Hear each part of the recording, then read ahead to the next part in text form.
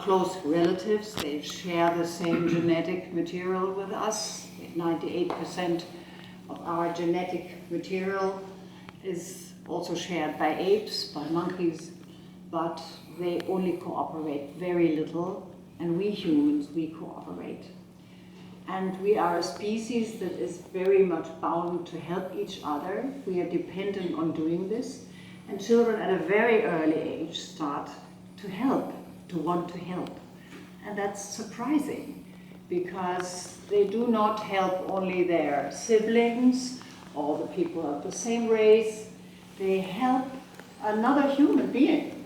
So they have make these experiments, like somebody sitting on the table and something falls on the floor, and the 14-month-old baby is playing over there, and the adult goes like this, and the baby will come. He can't even talk, but he will come and pick up the pencil and hand it over to the adult. And then they try to make it more difficult for the child, because they put obstacles in their way, and the adult goes like this, and still most of the children will come and hand the pencil or the spoon. And this early interest, this early spontaneous wish to help another person in need or to cooperate with another person is something that we humans obviously need, because at a certain point to get food we had to cooperate. And this spontaneous attitude in children, how can we support it? How can we inform it? How can we culture it? Or how can children also unlearn it? They can unlearn to be helpful or to be cooperative. So this is the question I'm working at. And why film? Why in a film? Now, some of you perhaps know that most of my life I have spent as a researcher on childhood and family in a German institute, doing research on childhood and the family. And if you do research, normally you write books or you write reports or you speak at conferences, and that's what I have been doing many years. But I thought that the audience I was working for, the audience as teachers, as kindergarten teachers, they don't really read much books. They don't have the time, and they don't feel very so comfortable with reading. But they are very good observers. They ask with their eyes, they ask and watch, and they understand by observing, because that's their practice, that's their daily work. So they are highly visual people, teachers and kindergarten teachers. They're very visual eye people.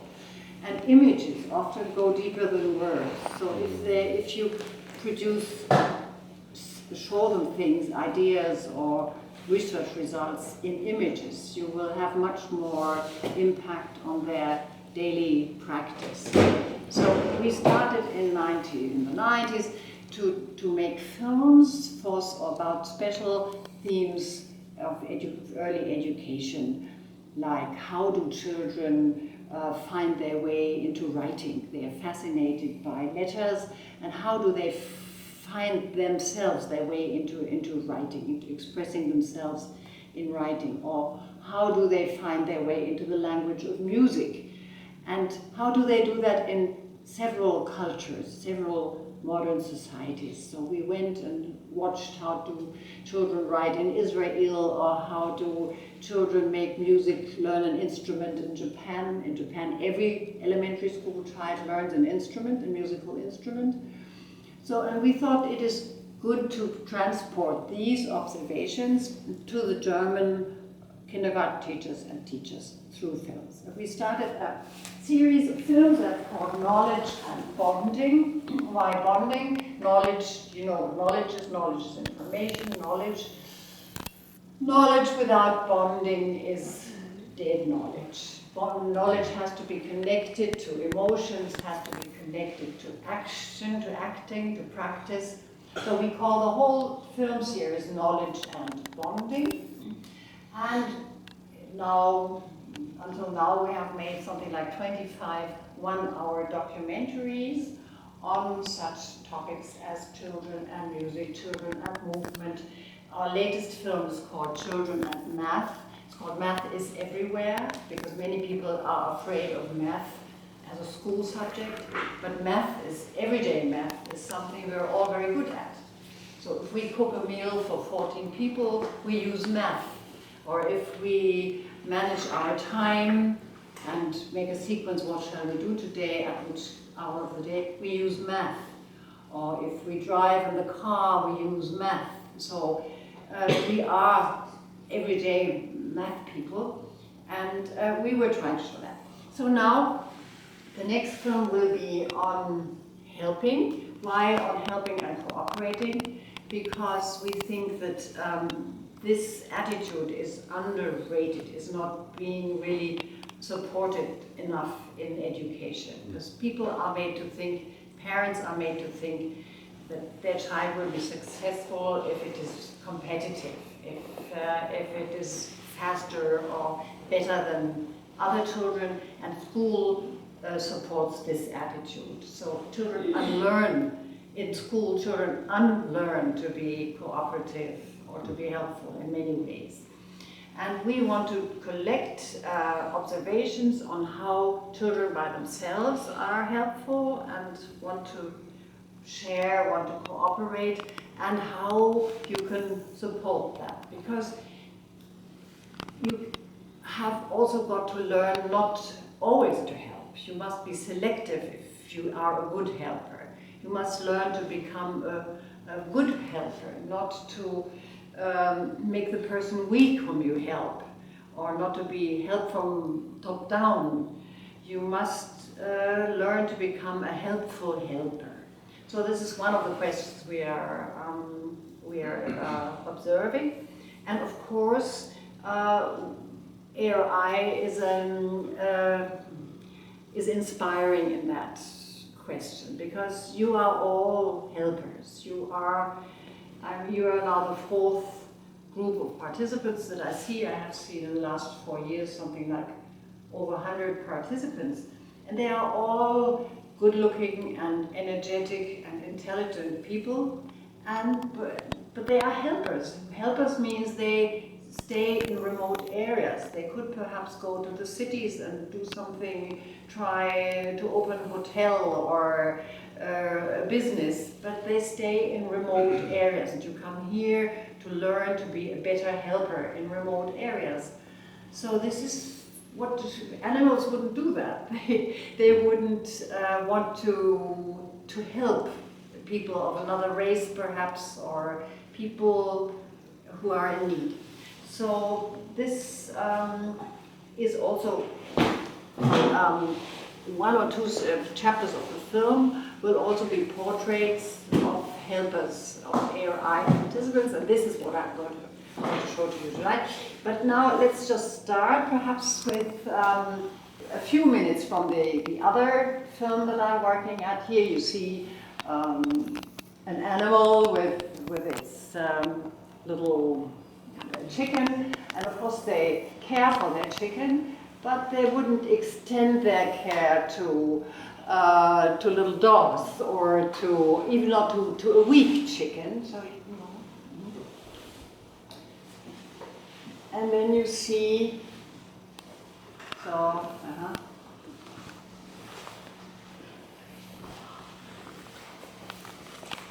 Die Mädels sind sehr praktisch veranlagt, ne? Die wissen genau, wo man anfangen muss. Oh. So this is a scene just as Wir you see müssen jetzt mal ausprobieren, wer kann denn wem behilflich sein, damit er die Hose rauskriegt. Ne? And he's trying to get rid of his pants, and there's the shoe in the way.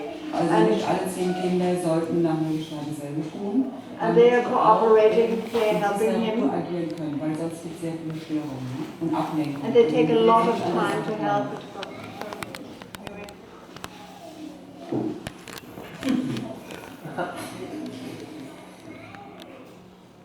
Der Torben hat jetzt die Hilfestellung und kann jetzt auch alleine weitermachen. And she says das ist auch sehr schön. it's important that they are not being disturbed because they want to solve their problem themselves.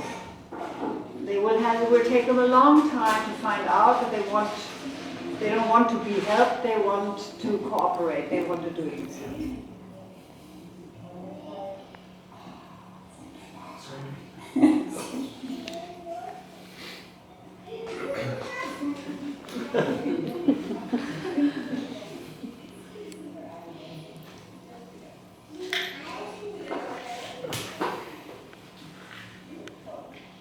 That's the beginning scene of that. And now we just see very shortly what I was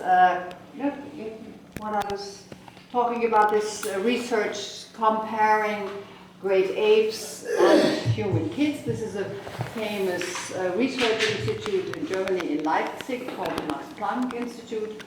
And there is an American scholar called Thomas Hello, and he will say a few words and then we can go on to something else. From an evolutionary point of view, I think the starting point Let him say a few is words. parents and children. So all mammals, the parents look after their children. They protect them, they love them. This is widespread. And so I think there is a deep evolutionary starting point. But what happened with humans was this became more generalized, and it became more generalized to other people with whom one lives, other people with whom one cooperates. And now, in the modern world, it extends for some people to people from other cultures and to animals and all kinds of other things. But the starting point, the basic starting point of feeling sympathy and concern for others starts in the parent-child bond and is quite widespread in animal kingdom. Well, one of the big surprises in our research, we started giving children the opportunity to help others. And they do it from an extremely young age, 14 or 18 months of age. These are children, some of them just barely learning to walk, not yet really talking hardly at all, still in diapers, and yet they're going to a lot of trouble to help. So they'll go all the way across the room. We put obstacles in their way to make it hard for them to help, and they still want to help. Okay. Enough that. And in the end, I ask him whether he thinks it would be interesting to observe children under very hard conditions, if they are even cooperating, if their life situation is a very difficult one, like in a refugee settlement. And he says, yes, that would be interesting. And this is one of the reasons why we went to Africa, to visit projects of former ARI participants and see their practice and film how children are cooperating in the families or in a refugee settlement.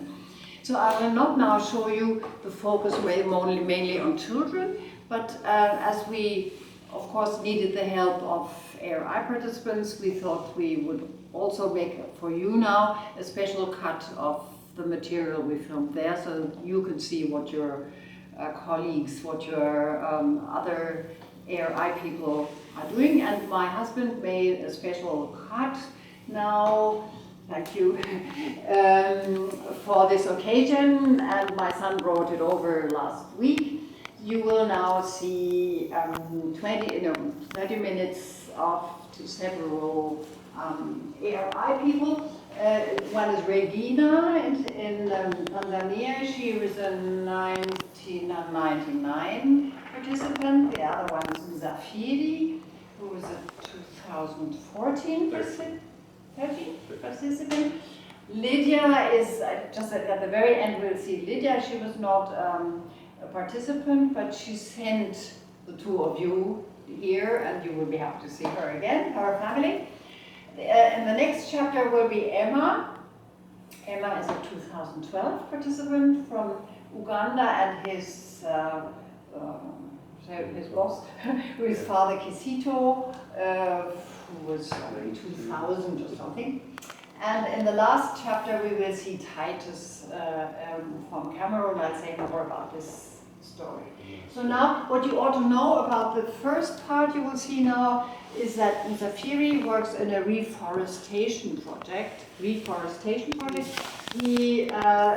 in his area in Tanzania, there's a lot of erosion because the refugees from Rwanda in the 90s there came thousands and thousands of refugees, and they cut off trees for firewood. And so the whole area is very eroded, and of course water problems, and they are now trying to reforest. So you will see him in his daily work as he's visiting families living in remote areas, and you will see how they now build new kinds of ovens that need less firewood, that are more effective. And you will see him how he, what else is he doing? How he visits a school where the children reforest, they learn how to reforest. And you will see him how he keeps bees. Now starts beekeeping and trains people to do beekeeping, because he says if people can make money from bees, from honey, later on you can taste some of his honey. I made a little prepared a few things for you to try his honey. But if people, if they keep bees, they're interested in also keeping a good environment for the bees. So they will not cut trees because the bees eat trees. And a couple of other scenes, so that's 10 minutes with Mafiri. And you will also see Regina. Regina has a group of widows. She's working with 18 widows, and she started a microcredit union with them. So everybody pays something, like, she will tell us about it. And she works with these widows, and you will, Lydia we will see at the end of the film. So now only first Zafir, please.